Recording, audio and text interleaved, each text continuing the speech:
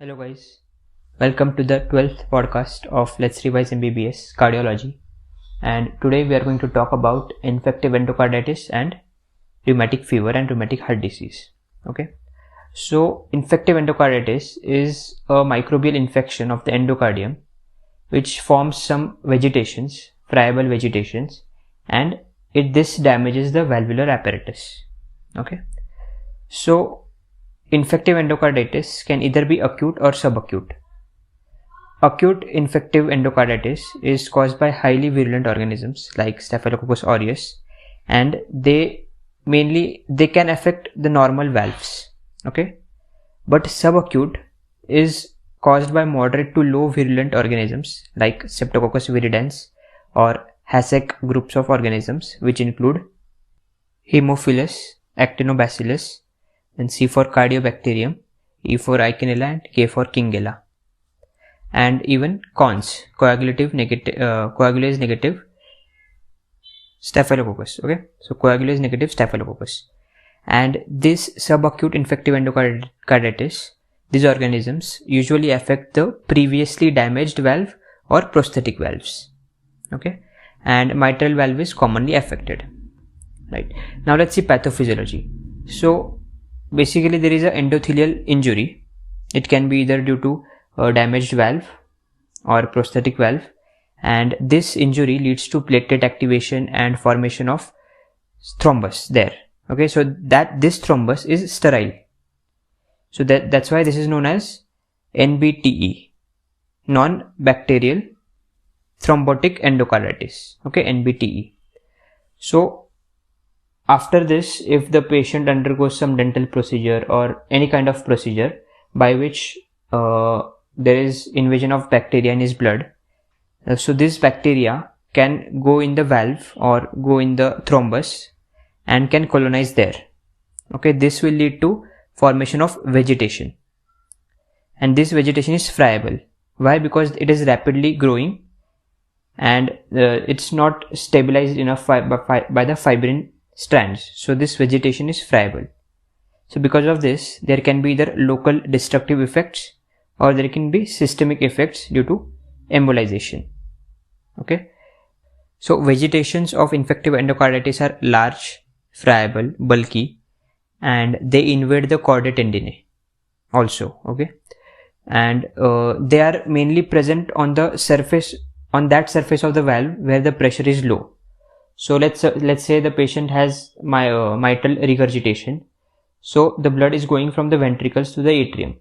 So the pressure is lower on the upper side of the mitral valve. So these vegetations will be on the upper side and they will be just besides the tip. So by the Venturi effect or the Bernoulli's principle, at that point the pressure will be lowest. So on the upper surface, just near the opening, at that area, these vegetations will grow, and these vegetations, as you know, are not sterile. They are infected with bacteria, and they destroy and they can also ulcerate the valve. So this is the characteristic feature of vegetation of infective endocarditis. The risk factor include valvular diseases, and regurgitant diseases are more prone for infective endocarditis than stenotic lesions. Okay, and left-sided or high pressure lesions are also more prone than the low pressure. Okay, IV drug abusers are also a risk factor, and immunocompromised patients. Okay, so these are the risk factors. Now organisms are very important. So overall, most common organism causing infective endocarditis is Staphylococcus aureus. Now depending on the valve, we have different organisms. So we have native valve, prosthetic valve, and then IV drug abusers. Now native valve, if it is community acquired, then it is due to Streptococcus. But if it is nosocomial or hospital acquired infective endocarditis on the native valve, it is due to Staphylococcus aureus. Okay. Now on prosthetic valve, if the prosthetic valve has been put in the heart and it's been less than 12 months, less than a year, then the common organism is cons, coagulase negative Staphylococcus. The example for this is Staphylococcus epidermidis. But if if the patient develops infective endocarditis after 1 year of prosthetic valve implantation or prosthetic valve repair, then the common organism is Streptococcus. Okay, and if the patient is IV drug abuser, then if he develops right-sided infective endocarditis, then the organism is Staphylococcus aureus, and if it is left-sided endocarditis, then it is mostly Enterococcus. Okay, so these were the common organisms infecting the valves. Now for diagnosis of infective endocarditis, we have a criteria which is modified Duke's criteria. So in this we have major criterias and minor criterias. So there are 2 major criteria and 5 minor criteria. So now in major criteria we have two criterias. One is the blood culture and second is echocardiographic finding. So how do we take the blood culture for infective endocarditis? So we take 3 separate blood cultures, and these should be taken from 3 different sites. Okay, and if we are taking 2 or more blood cultures, then the time gap between those cultures should be at least 12 hours. Or if we are taking 3 or more cultures, then the time gap should be at least 1 hour. Okay, between the first and the last culture. Now, after we take the blood culture, we culture it and we see for the organism. So, if we get 2 positive blood cultures for typical organisms, so which are the typical organisms? They are Staphylococcus aureus or Streptococcus viridans or any Hassek group of organisms. If in 2 cultures we get this positive, then it is a positive culture, then it goes into the major criteria. Or the second is persistently positive blood culture for a particular organism. Okay, from 2 cultures drawn 12 hours apart. So suppose that organism is not from the typical organism, that's some different organism. But if you get same positive culture for the same organism in 2 blood cultures which are taken 12 hours apart, then that is also included in the major criteria. Okay, and if you get a single blood culture positive for Coxiella burnetii, then that is also major criteria. Okay, so these 3 points in blood culture. Second is echocardiographic finding. So on echo, if we get oscillating intracardiac mass which is present on the valve, or there is new onset regurgitation, then it fits into the major criteria. So these 2 are the major criteria. Now coming on to the minor criteria. So in minor criteria we have if the patient has history of any predisposing conditions like IV drug user or any heart lesion, any condition which predisposes to infective endocarditis, that is the first minor criteria. Second is fever of more than 38 degrees Celsius. Third is immunological phenomena like Roth spots, Osler nodes or glomerulonephritis. So Roth spots are basically hemorrhages seen in the retina, and Osler nodes are tender subcutaneous nodules present on the pulp of the digits. Okay, and this is the third criteria, immunological phenomenon. The fourth criteria is vascular phenomena. So vascular phenomena include arterial thrombi or pulmonary infarcts or Janeway lesions. So what are Janeway lesions? They are non-tender erythematous and they are mainly present on the thinner aspect of the hand. Okay, so this is because the thrombus, which is friable, it ruptures and it can lodge anywhere. If it lodges in the artery, then it can lead to arterial thrombi. If it lodges in the pulmonary system, pulmonary vein or pulmonary capillaries, then it can lead to pulmonary infarct. Okay, similar is the cause for Janeway lesion. This was the fourth minor criteria, and the fifth minor criteria is if you get the positive blood culture but it is not satisfying the conditions of major criteria. So if you get only one positive blood culture for typical organism, then that will go into minor criteria. Okay, so we saw 2 major, 5 minor. Let's quickly revise the 5 minor criteria. First is predisposing heart conditions or IV drug abuser. Second is fever more than 30 degrees Celsius. Third is immunological phenomenon. Fourth is vascular phenomena. And fifth is positive blood culture but not meeting the major criteria.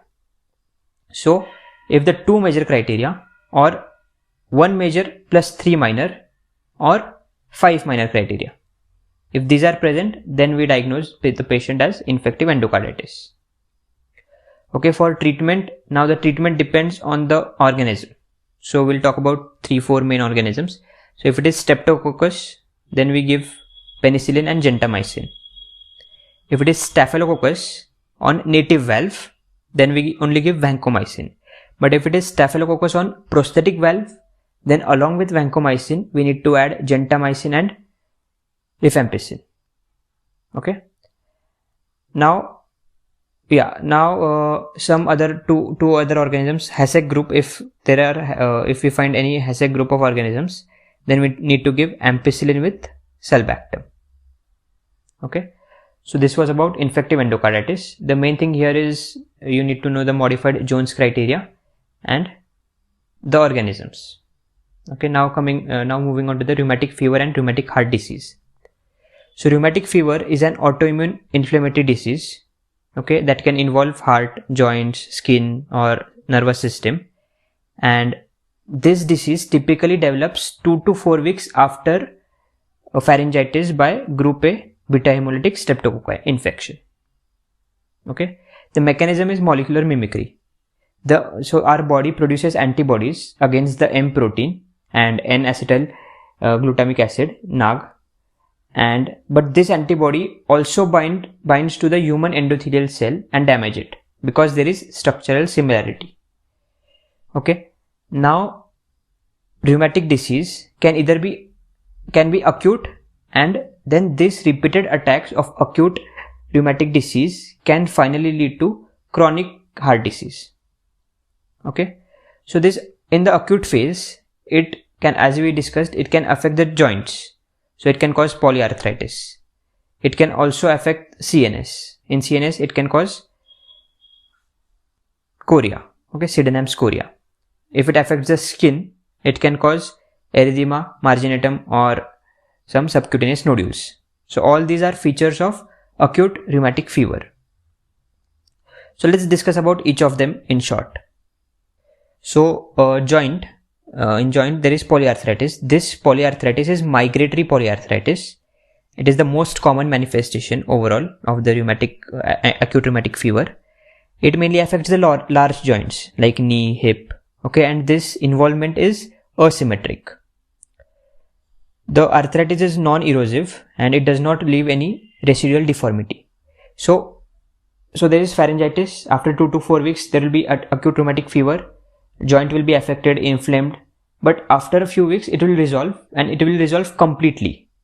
Okay, this is the case for most of the disease, like most of the systems, for joints, for CNS, for skin, everywhere the disease resolves completely except for the endocardium.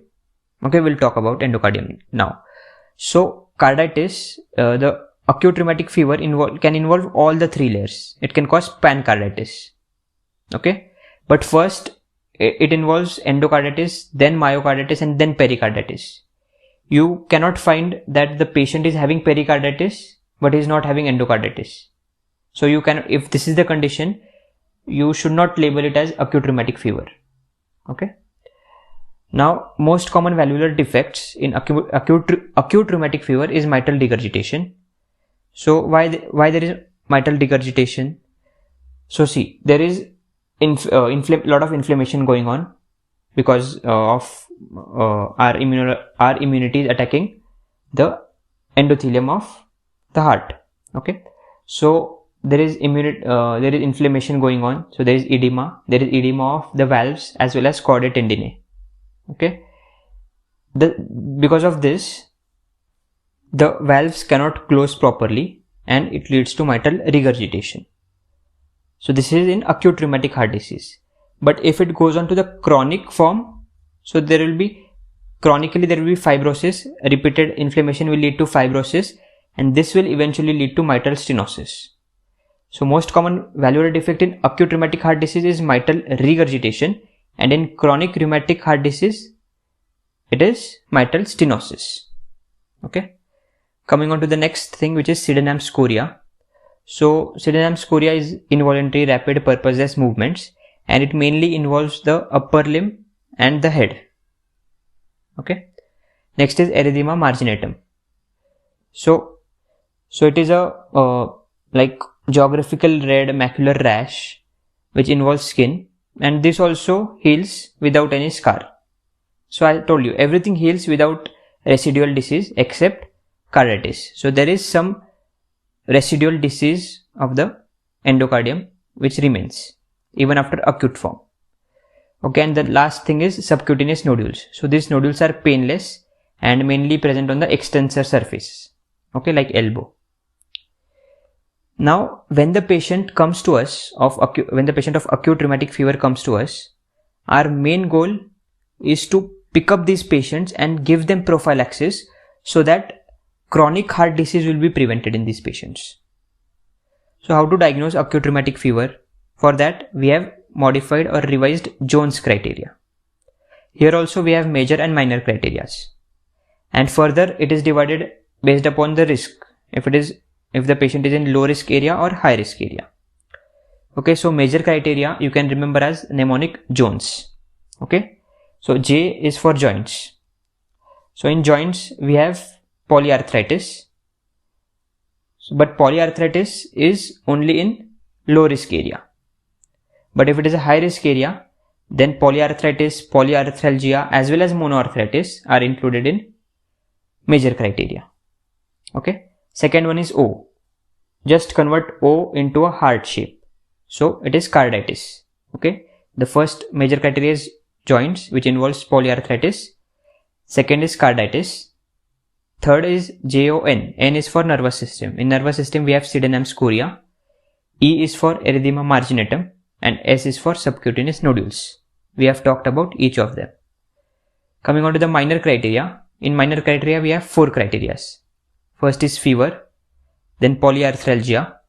Polyarthralgia in low risk areas, but monoarthralgia is also okay. Is considered as minor criteria in a high risk area. Okay. Next is increase in PR interval. So why does PR interval increase? Because there is inflammation. So this inflammation also affects the conducting system and there can be delay in conduction. So this can lead to increase in PR interval. So that is also one of the minor criteria. And the last one is raised ESR levels. Okay, so 4 minor criteria. Now, what is the low risk and what is high risk? So if the prevalence of acute rheumatic fever is less than 2 per 1 lakh school going children, then it is considered as low risk. If it is more than this, then it is considered as moderate to high risk. Okay. And patient should also have a evidence of pharyngitis with group B streptococci infection. So for that, we can either check for ASO titer, we can check for anti-DNase B, or we can also check we can do culture. But getting positive culture is difficult because all these symptoms develop after 2 to 4 weeks of after pharyngitis. 2 to 4 weeks later, we get the patient gets all these symptoms. So it's difficult to get positive culture, but we can definitely get positive ASO titer or anti-DNase B. Okay. So for diagnosis, if 2 major criteria are present, or 1 major plus 2 minor criteria are positive, then we can diagnose the patient as acute rheumatic fever. But if the patient is having chorea, the presentation of chorea comes late. So if the patient is having chorea, he may not have other symptoms. Other major or minor criteria may be absent. So if the patient is having chorea and you feel that this picture is similar to that of Sydenham's chorea, which is found in acute rheumatic fever, you can straight away label it as acute rheumatic fever, even if the patient is not having other major or minor criteria. Now, the patient can be of acute rheumatic fever without carditis, or he can be of acute rheumatic fever, or rather I should say she, because it is common in females. So acute rheumatic fever with carditis, but there is no residual disease of the heart. And the third category is acute rheumatic fever with carditis with residual heart disease. Okay, so for all these 3 conditions, we give benzathine penicillin 1.2 million units every 4 weekly. Just the duration for which we give is different for these 3 different cases. So if it is acute rheumatic fever without carditis, then we give benzathine penicillin for 5 years or till 21 years, whichever is later. Okay, so if the patient is of 14 years, then we will continue this prophylaxis up to 21 years. But if she is of 18 years, then we will give it for 5 years and we will stop at 23 years. Okay. Now for next category, which is acute rheumatic fever with carditis but without any residual heart disease, then we will give prophylaxis for 10 years or up to 21 years, whichever is later. Okay. And if it is acute rheumatic fever with carditis with residual heart disease, then we will give prophylaxis for 10 years or up to 40 years, like up to the age of 40 years, okay, whichever is later, right? So this prophylaxis with penicillin is very important to prevent the further damage to the heart and further so that the patient does not land into the chronic rheumatic heart disease. Okay, so that was it about infective endocarditis and rheumatic fever. Chalo, enjoy and keep studying. Bye bye.